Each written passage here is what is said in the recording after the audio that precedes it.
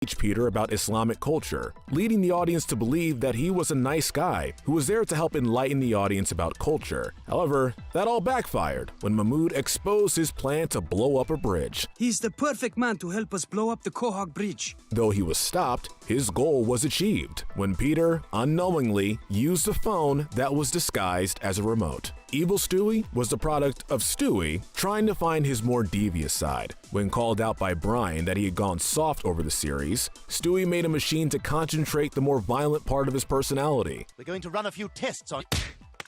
Evil Stewie went on to torture, kill, and rampage until he was finally stopped by Stewie and Brian. Sonia was a tech expert and Glenn's girlfriend. While Quagmire had loved having her around at first, with Sonia being as adventurous as he was, he soon found that it wasn't all that it was cracked up to be. Sonia wasn't just adventurous, she was violent. Much like Glenn, she took consent as an option and drugged and assaulted people. This is one of your fantasies, right? Public humiliation? Once a man became too desperate to get away, she would take them down to a storage unit to be held prisoner, using them until she had to dispose of them. It's implied that she was labeled by the community as a psycho, and men were warned to stay away from her, which leaves us to wonder just how many men she had ended with her lustful craze. Bertram is Stewie's brother, and next on our list. He made it his goal to destroy Stewie by any means necessary. By the end, Bertram didn't care if it meant ridding the world of himself or possibly destroying the universe.